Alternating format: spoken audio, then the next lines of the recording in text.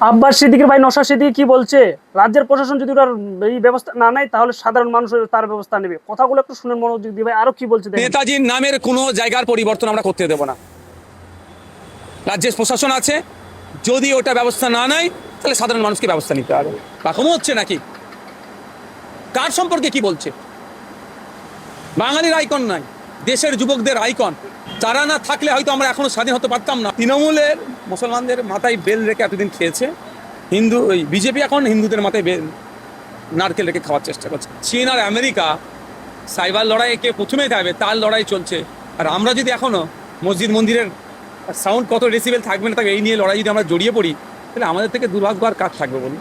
এই নেতাজি সুভাষচন্দ্রের যে নামে রোডটা ছিল সেটার বদলে শ্যামাপ্রসাদ রাখা হচ্ছে। দেখুন, একটা কথা বলি, কে নতুন কার নামে রোড করবে সে পরের বিতর্ক। প্রথম বিতর্ক হচ্ছে নেতাজির নামের কোনো জায়গার পরিবর্তন আমরা করতে দেব না। তো ভাই ভিডিওটা একটু শুনেন রাজ্যের ভাই, কি প্রশাসন বলছেন আছে, নওশাদ সিদ্দিকী ভাই। যদি ওটা ব্যবস্থা না নেয় তাহলে সাধারণ মানুষকে ব্যবস্থা নিতে হবে। সোজা কথায় কোন মামলায় গ্রেফতার করা হয়েছে এখনো কিন্তু আমাদের কাছে মনে হয় স্পষ্ট নয়।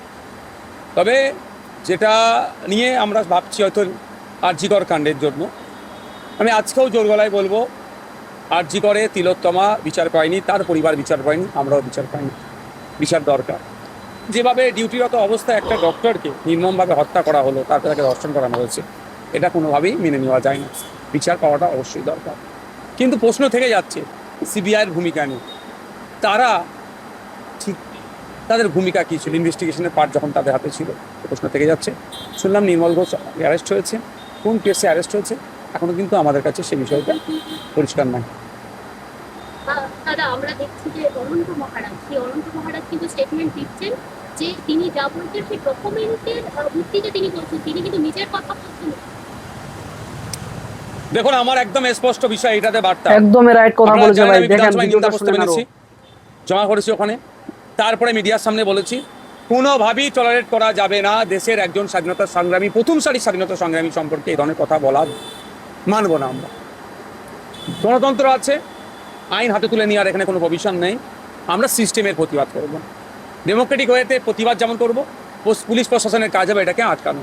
রাজ্যের মুখ্যমন্ত্রী ঘোষণা করেছেন, নিদান দিয়েছেন, যখন জনমানুষের ক্ষোভের বহিঃপ্রকাশ তিনি বুঝতে পেরেছেন, ব্যাপকভাবে চর্চা হচ্ছে যে নেতাজি সুভাষচন্দ্র বোসকে নিয়ে যারা টিপ্পনি কাটছে, বাজে মন্তব্য করছে, তাদের বিরুদ্ধে অ্যাকশন নিতে। এখন দেখার বিষয় প্রশাসন কতটা অ্যাক্টিভ হয়। তোমার প্রত্যেকটি ভাই লোক অনুরোধ করি এই ভিডিওটা একটু বেশি পরিমাণে শেয়ার করে পুরো পশ্চিমবাংলার লোকদেরকে দেখার এবং শোনার সুযোগ করে দেন, পৌঁছে দিবেন তাদের মাঝে, তার মোবাইলের মাধ্যমে।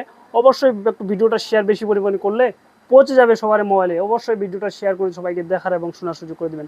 নওশাদ সিদ্দিকী ভাইজান যেগুলো কথা বললো একদম রাইট কথাই বলেছে ভাই। আপনার কি মতামত অবশ্যই জানিয়ে যাবেন। ভিডিওটা একবার হলেও শেয়ার করে যাবেন।